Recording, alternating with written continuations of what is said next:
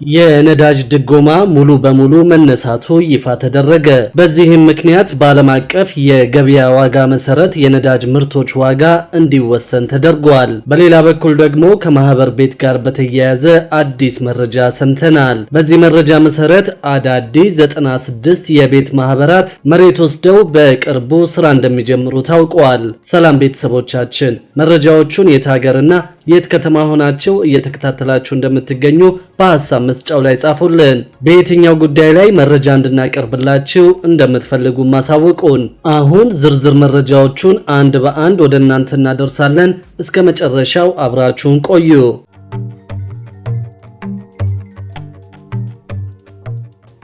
የነዳጅ ድጎማ ሙሉ በሙሉ መነሳቱ ይፋ ተደረገ። በዚህ ምክንያትም በዓለም አቀፍ የገበያ ዋጋ መሰረት የነዳጅ ምርቶች ዋጋ እንዲወሰን ተደርጓል። መንግስት ላለፉት 4 ዓመታት በነዳጅ ላይ ሲያደርግ የነበረውን ድጎማ ሙሉ በሙሉ ማንሳቱን አስታወቀ።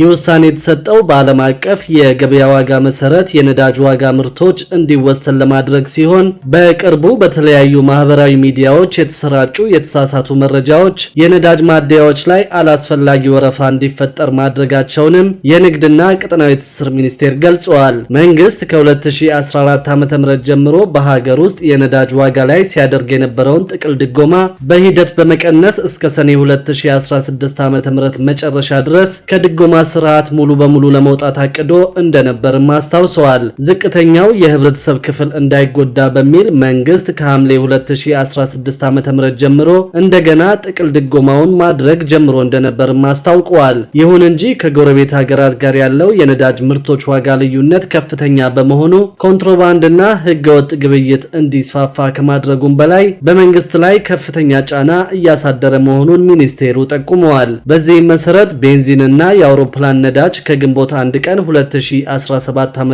ጀምሮ እንዲሁም ደግሞ ነጭ ናፍጣና ሌሎች የነዳጅ ውጤቶች ከግንቦት 27 ጀምሮ ጥቅል ድጎማው እንዲቀርባቸው ተደርጎ በዓለም አቀፍ የነዳጅ ዋጋ መሰረት እንዲወሰን ተደርጓል ብለዋል። መንግስት የነዳጅ መኪናዎች ወደ ሀገር ውስጥ እንዳይገቡ መመሪያ በማውጣት ተግባራዊ ማድረግ ከጀመረ መሰነባበቱ ይታወሳል። በተመሳሳይ በነዳጅ የሚሰሩ ተሽከርካሪዎች በሀገር ውስጥ እንዳይመረቱና እንዳይገጣጠሙ መታገዱን የኢንቨስትመንት ኮሚሽን በቅርቡ አስታውቋል። በመንግስት በተቀመጠው አቅጣጫ መሰረት የኤሌክትሪክ ተሽከርካሪዎችን ብቻ እናበረታታለን፣ በነዳጅ የሚሰሩ ተሽከርካሪዎች እንዳይመረቱ እንዳይገጣጠሙና ወደ ኢትዮጵያ እንዳይገቡ ለማድረግ ቁርጠኞች ነን። የምናበረታታው የኤሌክትሪክ ተሽከርካሪዎች በኢትዮጵያ እንዲመረቱ እንዲገጣጠሙና ወደ ሀገር ውስጥ እንዲገቡ ነው ብሏል ሚኒስቴር መስሪያ ቤቱ።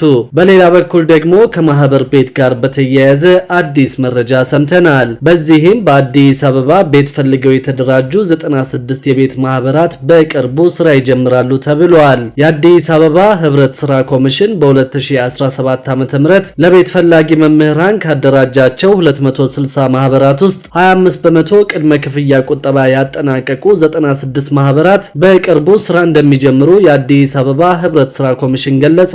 ይህ የተገለጸው የአዲስ አበባ ከተማ አስተዳደር ትምህርት ቢሮ ቤት ፈላጊ መምህራንን በ2575 ፕሮግራም የቤት ባለቤት ለማድረግ የሚያስችል ስምምነት ከአዲስ አበባ ህብረት ስራ ኮሚሽንና ከአዲስ አበባ መምህራን ማህበር ጋር ሲፈራረም ነው። የአዲስ አበባ ህብረት ስራ ኮሚሽን ኮሚሽነር ወይዘሮ ልዕልቲ ግደይ ኮሚሽኑ በ2017 ዓ.ም 23433 ቤት ፈላጊ መምህራንን በ264 ማህበራት ማደራጀቱን ገልጸው ከማህበራት ውስጥ 25 በመቶ ቅድመ ክፍያ ቁጠባ የጨረሱት 96 ያህሉ መሆናቸውን ተናግረዋል። የ96 ማህበራት አባላት የሆኑት 8595 መምህራን ህጉ የሚፈቅድላቸውን 25 በመቶ የቅድመ ክፍያ ቁጠባ የጨረሱ መሆናቸውን የጠቀሱት ኮሚሽነሯ መንግስት ባዘጋጀላቸው መሬት ላይ በቅርቡ ወደ ግንባታ መግባት እንደሚችሉ ተናግረዋል። ቀሪዎቹ 168 ማህበራት ደግሞ 25 በመቶ የቅድመ ቁጠባቸውን ቀስ በቀስ በመጨረስ ወደ ስራ ለመግባት መወሰናቸውን አክለዋል። ከዚህ በፊት ቤት ለማግኘት የሚቀመጠውን ቅድመ ቁጠባ መጨረስ ግዴታ መሆኑን ያስታወሱት ወይዘሮ ልዕልቲ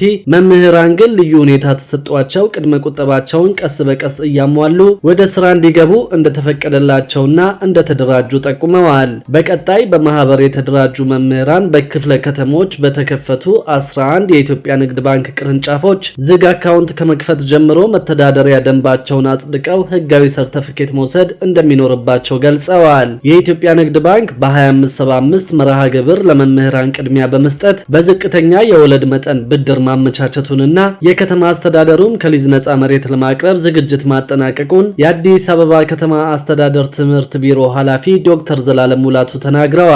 ስምምነቱ ቀሪ ስራዎችን በጋራ ለማከናወንና መምህራን በፍጥነት ወደ ቤት ግንባታ እንዲገቡ የሚያስችል መሆኑን አክለዋል። ከዚሁ ጎን ለጎን ከአዲስ አበባ ከተማ ቤቶች ልማትና አስተዳደር ቢሮ ጋር በመሆን የመምህራንን የመግዛት አቅም ያገናዘበ የቤት ግንባታ በማከናወን እነሱን ተጠቃሚ ለማድረግ እየተሰራ መሆኑን ገልጸዋል። በሌላ በኩል ደግሞ ለኃይል መቋረጥ ፈጣን ምላሽ ለመስጠት እስካዳ ቴክኖሎጂን ተግባራዊ ማድረግ መጀመሩ ተገለጸ።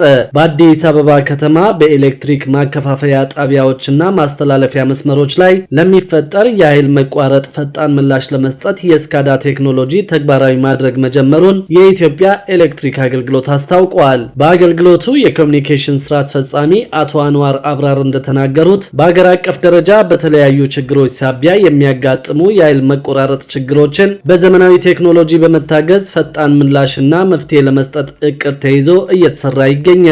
ተቋማዊ እቅዱን መሰረት በማድረግ በአዲስ አበባ ከተማም ለኃይል መቋረጥ ፈጣን ምላሽ ለመስጠት እስካዳ ቴክኖሎጂን ተግባራዊ ማድረግ መጀመሩን አስታውቀዋል። የስካዳ ስርዓት የኤሌክትሪክ መስመሮችን፣ የኃይል ማከፋፈያ ጣቢያዎችን፣ የኃይል ማሰራጫ መስመሮችና የኃይል ማገናኛና ማቋረጫዎች ስራ ላይ መሆናቸውን የሚከታተል የሚቆጣጠርና መረጃ የሚሰጥ ቴክኖሎጂ መሆኑን ገልጸው ይህም በኤሌክትሪክ ማከፋፈያ ጣቢያዎችና መተላለፊያ መስመሮች ላይ ለሚፈጠር የኃይል መቋረጥ ፈጣን ምላሽ መስጠት ያስችላል ብለዋል። አቶ አንዋር እንዳሉት የስካዳ ቴክኖሎጂው የኤሌክትሪክ መስመር ሲበላሽና መስመሩ ላይ የኃይል መቋረጥ ችግር ሲያጋጥም የሚያበሩ ትንንሽ መሳሪያዎች አሉት። በእነዚህ መሳሪያዎች አማካኝነት ችግር ያጋጠመው የኤሌክትሪክ መስመር በቀላሉ ለመለየት ብሎም በፍጥነት አገልግሎት እንዲጀምር ያደርጋል። ከኃይል ማከፋፈያ ጣቢያ እስከ ዝቅተኛ መስመሮች ድረስ የተዘረጋውን መስመር የኃይል ስርጭትን ለመቆጣጠር ኔትወርኩ ላይ የተገጠሙ ልዩ ልዩ መሳሪያዎችን ደህንነታቸውን ለመፈተሽና የቁጥጥር ስራ ለመስራትም ያስችላል። በተጨማሪም የኃይል ማብሪያና ማጥፊያ ወይም ስዊቺንግ ስቴሽን እና ስዊች ጊር ላይ የኤሌክትሪክ ፍሰቱን ለመቆጣጠርና ለመከላከል የሚያገለግሉ ጣቢያዎችን በቀላሉ ለመቆጣጠር የሚያግዝ መሆኑንም ገልጸዋል። ቀደም ሲል አንድ ባለሙያ መስመር ለመፈተሽ ማቋረጫውን ማብራት ወይም ማጥፋት እንዲሁም ደግሞ መቆራረጡን ለማየት ሲፈልግ በአካል ወደ እያንዳንዱ ቦታ መጓዝ ነበረበት። ይህ አሰራር ጊዜ የሚፈጅ ቀልጣፋ ያልሆነና አደገኛ አሰራር መሆኑን ገልጸዋል። በተለይም በመጥፎ የአየር ሁኔታ ድንገተኛ አደጋዎች ያስከትላል የሚሉት ስራ አስፈጻሚው የስካዳ ቴክኖሎጂ ተግባራዊ መደረጉ ሁሉንም ችግር በማስቀረት ፈጣንና ምቹ አሰራርን ማምጣት እንደሚያስችልም ጠቁመዋል። ይህ ሽግግር ፈጣንና ትክክለኛ የስራ ሂደቶች እንዲኖሩ ከማስቻሉም በላይ ለወደፊት የስማርት ግሪድ መስፋፋትን የሚያቀላጥፍ መሆኑን ጨምረው ተናግረዋል። በአሁኑ ወቅት በአዲስ አበባ ከተማ የስካዳ ቴክኖሎጂው ተግባራዊ ማድረግ መጀመሩን ተከትሎ የኃይል ማሰራጫ መስመሮችን የኦፕሬሽን ሁኔታን ከአንድ ማዕከል ሆኖ በመከታተል ሊከሰት የሚችለውን የኃይል መቆራረጥና መዋዠቅ ችግር በቀላሉ ለመለየትና ፈጣን ምላሽ ለመስጠት ያስቻለ ነው ብለዋል። በከተማዋ የኤሌክትሪክ ኃይል ማሰራጫ መስመሮችን የማሻሻል ስራው በከፍተኛ ፍጥነት ተጠናቆ ወደ ሙሉ የስካዳ ዲስትሪቢዩሽን ማኔጅመንት ሲስተም ለመግባት እየተሰራ ነው ያሉት ዋና ስራ አስፈጻሚው በቅርብ ጊዜያት አጠቃላይ ስራውን በማጠናቀቅ አስተማማኝነትን፣ ደህንነትንና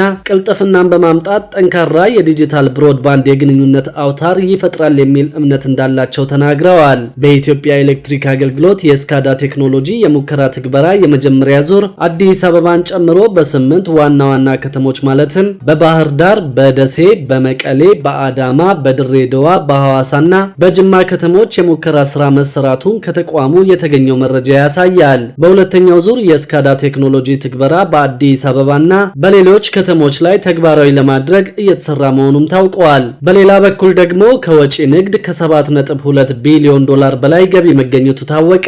በበጀት ዓመቱ 11 ወራት ከ7.2 ቢሊዮን ዶላር በላይ ገቢ ከወጪ ንግድ መገኘቱን የንግድና ቀጠናዊ ትስስር ሚኒስቴር አስታወቀ። የህዝብ ተወካዮች ምክር ቤት 38ኛ መደበኛ ስብሰባ የንግድና ቀጠናዊ ትስስር ሚኒስቴር የ2017 በጀት ዓመት የ11 ወራት የዕቅድ አፈጻጸም ሪፖርት ላይ ተወያይቷል። የንግድና ቀጠናዊ ትስስር ሚኒስትር ዶክተር ካሳሁን ጎፌ እንደተናገሩት በበጀት ዓመቱ በሀገሪቱ የወጪ ንግድ ታሪክ ከፍተኛ የሆነ ገቢ ተገኝቷል። ከጠቅላላ የወጪ ንግድ $4.5 ቢሊዮን ለማግኘት ታቅዶ ወደ ስራ መገባቱን አስታውሰው በአፈጻጸም ከእቅድ በላይ $7.2 ቢሊዮን ገቢ መገኘቱን ገልጸዋል። በበጀት ዓመቱ መጨረሻ ከ8 ቢሊዮን በላይ ገቢ ይገኛል ተብሎ እንደሚጠበቅም ጠቁመዋል። በበጀት ዓመቱ 11 ወራት ከወጪ ንግድ የተገኘው ገቢ ከ2016 በጀት ዓመት ጋር ሲነጻጸር ከ3.9 ቢሊዮን በላይ ጭማሪ ማሳየቱንም ጠቅሰዋል። በማክሮ ኢኮኖሚ ሪፎርሙ ከተሳኩ ኢኮኖሚያዊ ውጤቶች መካከል የወጪ ንግድ ዘርፍ ከፍተኛ አፈጻጸም እየተመዘገበበት መሆኑን አክለዋል። በወጪ ንግድ ምቹ ምህዳር መፈጠሩ፣ የተለያዩ የህግና አሰራር ማነቆዎች መፈታታቸው፣ ከላኪዎችና ከባለድርሻ አካላት ጋር በተሻለ ቅንጅት በመሰራቱ በሀገሪቱ ታሪክ ከፍተኛውን ገቢ ማግኘት ተችሏል ብለዋል። ክቡራትና ክቡራን የአዲስ ቢዝነስ የዩቲዩብ ቻናል ተከታታዮቻችን ይህንን ቻናል ሰብስክራይብ ሳታደርጉ የምትከታተሉን ከሆነ ቢዝነስና ሌሎች ተያያዥ ጉዳዮችን በተመለከተ አዳዲስ መረጃ ለማግኘት የዩቲዩብ ቻናሉን ሰብስክራይብ በማድረግ ቤተሰብ እንድትሆኑም በትህትና እንጠይቃለን።